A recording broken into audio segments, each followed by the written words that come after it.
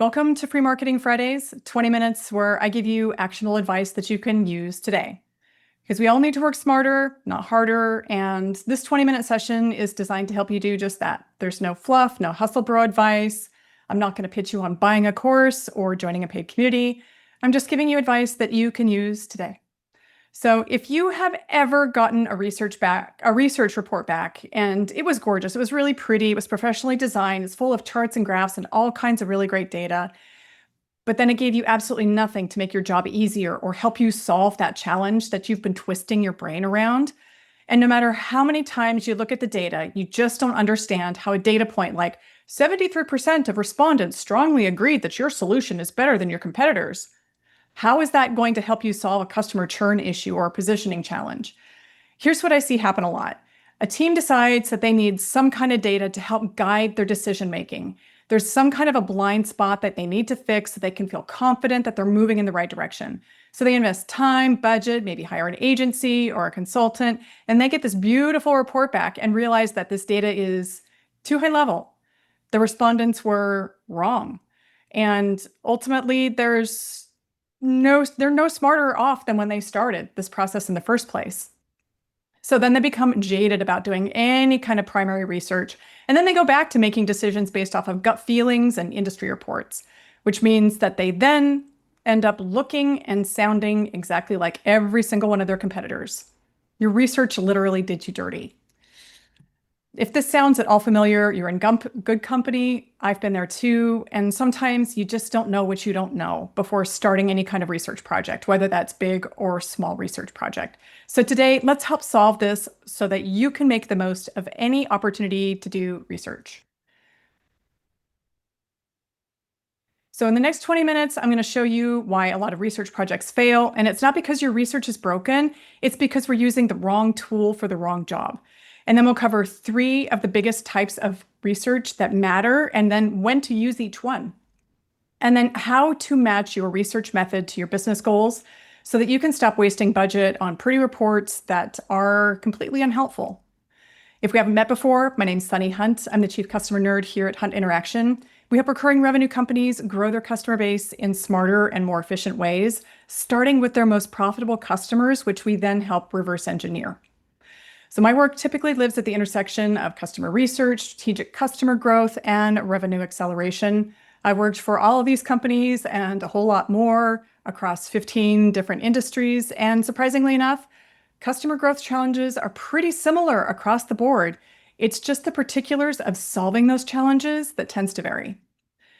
One of the biggest universal struggles when we talk about primary research is that we tend to treat research like it's all the same. Market research, audience research, customer research. We act like they're interchangeable, and they're not. And the biggest blocker to running research that's helpful and instructive, it's not time or money, although those are really big considerations. It's the ego floating around the office and the comments that you hear in the meeting that basically say, we know our customer, we already know our market. That's a pretty bold claim that's impossible to back up when you don't have any data.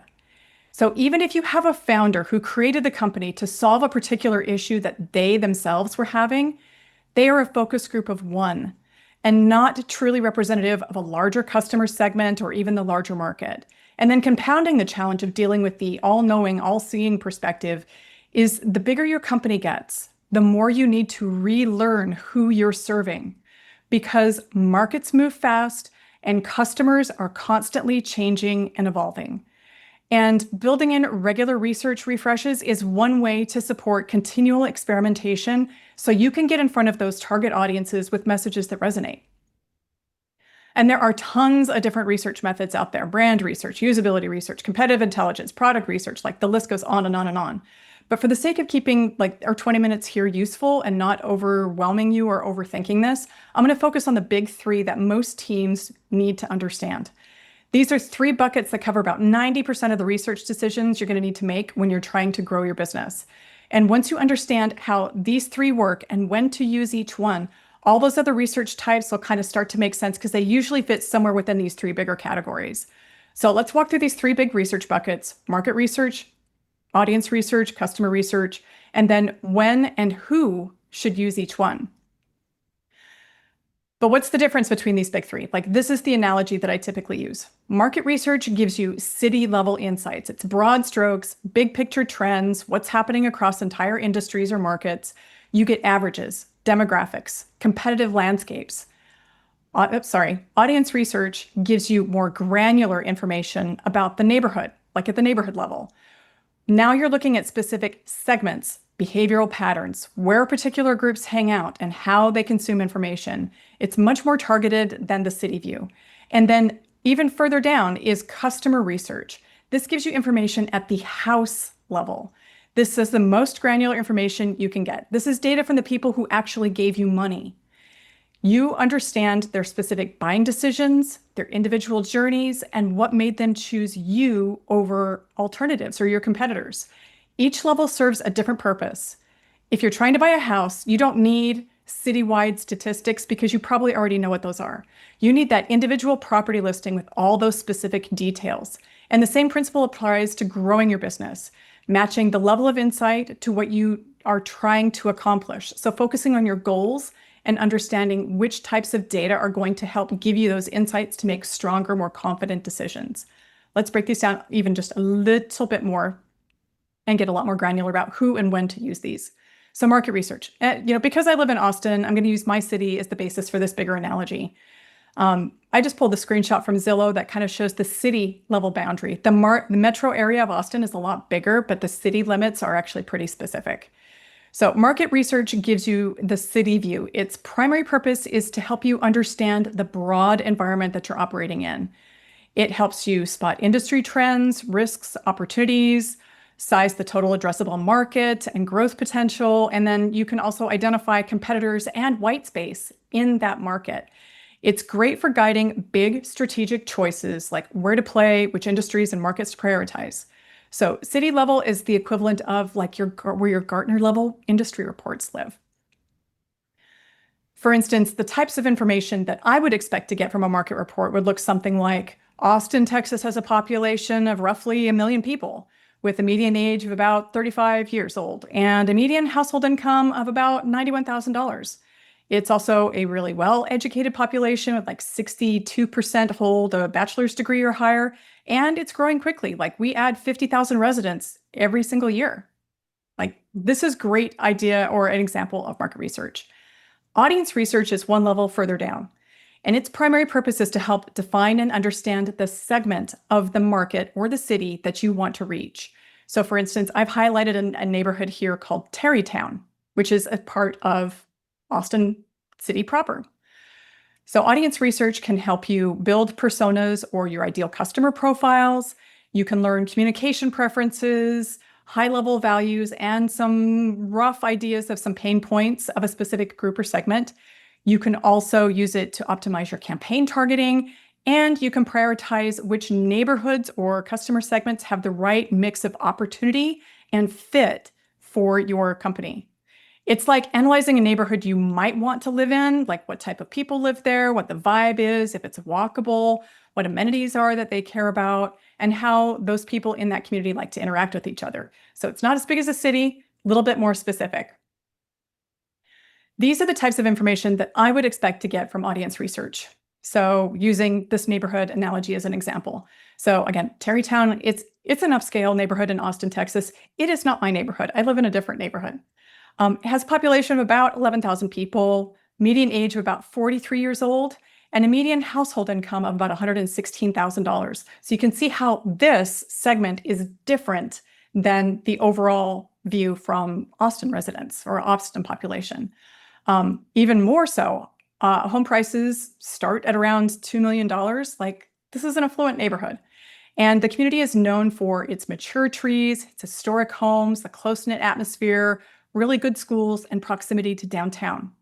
So it has a lot more kind of values-based information that's still pretty broad but still specific to a particular customer segment. Now, going down even further, use customer research when you want to deeply understand the people who are already buying from you or who should be buying from you.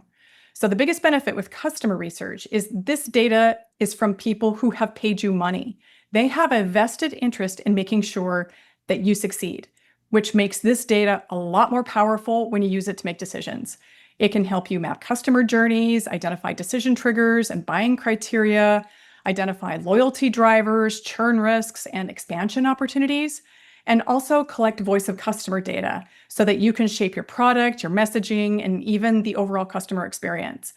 It also helps you uncover competitive differentiators that are rooted in customer values. It's kind of like walking into the house. You can see how these individual people live day to day, what their routines look like, what really matters behind closed doors, and why they decided to buy that house. What were the things that they valued that helped make that purchase decision for them? An example, so like it's just more than just stats of the home. It's not just like a 5-bedroom, 5-bath house that's like 3,000 square feet. These are the things that customers value based off the data presented like from these photos. So I'm going to show you some photos. I just scraped them from a Zillow listing. I'm using it basically to illustrate this analogy. So these people who bought this particular home, or their buying decision criteria based off of these photos, is they value a clean and uncluttered space that's easy to maintain. They really like a neutral color palette with objects that don't distract or overwhelm. They love to cook and invested in a highly functional kitchen that also supports their love of entertaining. And they wanted to bring in the outdoors with lots of natural light and big windows. So now we know a lot more granular information about these folks than we do about the people who generally live in Austin and even the people who live in the neighborhood. But this is a focus group of one. Remember how I mentioned that earlier with the founder? This is another example of the dangers of a focus group of one. Customer level research is great, but there's a catch. And this is where a lot of teams mess up. They'll do a few customer interviews, get some interesting stories, and then nothing really happens. The insights just kind of sit there. Or they'll decide to lean in on 1 or 2 customer stories to power all of their decisions. And this is dangerous because interesting customer stories don't translate into strong strategy. You need to quantify what you're hearing to make it usable data. And this is especially important if you're dealing with the founder who walks around saying, "I'm the customer. I built this company to solve my problem, so I know what everybody wants." That's a focus group of one. And one person's experience, even if it's yours, doesn't scale into strategy for hundreds or thousands of customers. So when you're digging into that customer level detail, those individual customer conversations, you're not just collecting random feedback. You're looking for patterns and you're counting the themes that continue to pop up time and time again. You're asking, how many times did customers mention this specific pain point? Or what exact language do they use consistently when they're describing their problem? Here's an example of what's potentially actionable. You could say 70% of customers use this exact phrase to describe why they started looking for a solution like ours. That's not an individual anecdote. That's a messaging insight that's been quantified. And the companies that get customer research right are not just collecting stories. They're quantifying qualitative patterns to turn customer conversations into business strategy. So that's how you go from customer said some interesting things to here are the data points to help us make better, faster, more confident decisions. So which type of research should you pick? It depends less on your personal preference or who you know who does that kind of research, and more on where you are as an organization and what you're trying to accomplish. Market research gives you industry positioning, competitive landscape insights, and market sizing. But let's be honest, deep market research is resource intensive. It usually requires a specialized agency or consulting firm. Like, I don't do market research. Absolutely not. I will always farm that out to somebody else who does that thing specifically and does it a lot better than I could ever hope to do it.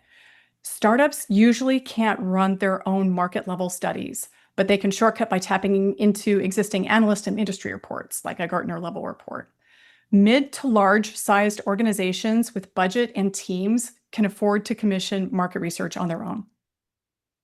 Audience research helps with campaign targeting, content placement, testing assumptions. This tends to make sense once you've got a marketing team that's choosing where to spend budget. Startups can run lightweight tests like surveys, polls, small ad spends, and invest in audience research tools.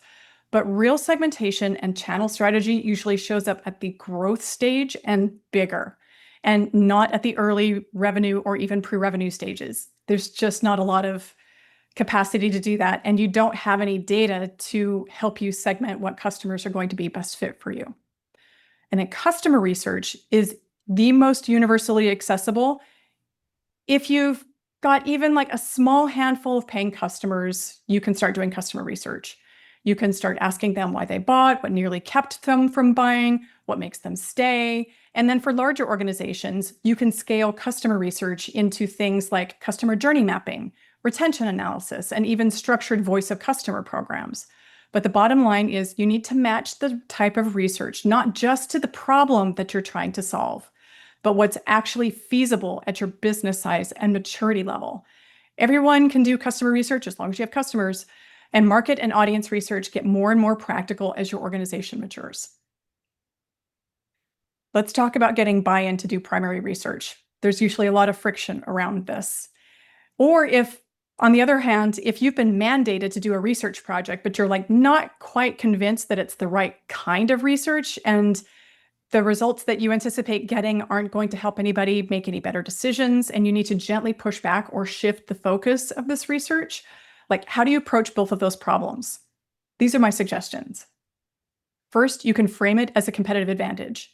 You can say that your competitors are making assumptions while you're getting actual data. Companies that listen to customers keep them longer and grow faster. You can show the ROI of better decisions. Like if we had the data to make better, faster, more confident decisions, this is what it would cost us versus this is what we would actually get out of this. Bad messaging costs you deals.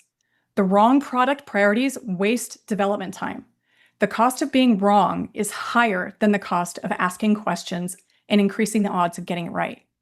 If you need to shift a mandated research project, like your boss is like, hey, we need to do market research. And you're like, but we're suffering from this other problem instead. You can ask, what decision will this research help us make? If the answer is vague or the research type doesn't necessarily match that decision, that's your opening to suggest the right approach. You can also start small and prove out the value. If you wanted to start with customer research, you could do 5 customer interviews and listen to a handful of sales calls that closed. You can find one insight that changes how you sell and show leadership what that's worth in pipeline or retention. But you're going to have to actually do the math on that to make your argument. So just be prepared to do that. And you can also position doing research as improving customer experience. You're not bothering people, you're not hassling your customers, you're making their experience better by understanding what they actually need. One thing I see a lot is there's this weird, almost universal friction around contacting customers. And I get it. You don't want to bother your customers. You're worried about damaging the relationship or coming across as too pushy. You may even think that they're too busy or they won't want to help, and no one likes to hear no. I get it. Here's the thing. Your best customers want to talk about why they chose you. They are proud of their decision, and they want to see you succeed because it validates their choice and it makes them look smart. I promise you're not hassling your customers, even though it might feel like it. Your customers already took a risk on buying from you. Asking them to spend 15 minutes explaining that decision or walking through their criteria isn't a burden, it's a compliment. So it's time to step out of your comfort zone a bit and start having those conversations that will change your business. Now I'm going to step off my soapbox for a second. But so here is your primary research takeaway. Number 1, stop treating research like it's all the same thing. You have to match your research method to your business goals and your business size and resources. If you ever hope to get any usable data out of this research project, you have to focus on those 2 things. And if you have paying customers, start there. They have the answers to help you solve your growth questions. If you don't have customers yet, audience research and competitive analysis will probably be your best friends. But the more you can fix your conversion problem at the bottom of a funnel, the more room you're going to have to do research on higher level and broader market initiatives. And make research a habit, not a project. Markets change, customers evolve, and messaging goes stale faster than you think it will. The companies that compound growth are the ones who are listening continuously. And companies that do target customer research, at least quarterly, grow at a 15 to 20% higher rate than everybody else. And that's data from ProfitWell. And if you have to stop, and you have to stop assuming that you know what your customers think and what they want. The biggest blocker to getting good data isn't time or budget, it's ego. So get curious instead of certain. Your research doesn't have to do you dirty. You have to pick the right tool for the job and watch how much smarter and faster your decisions get. So that's all the time we have today. Thanks for sticking around and listening to me rant on my soapbox. I hope I armed you with information that you need to invest in the right types of research so that you can make better decisions. Thanks for spending time with me this week on Free Marketing Fridays.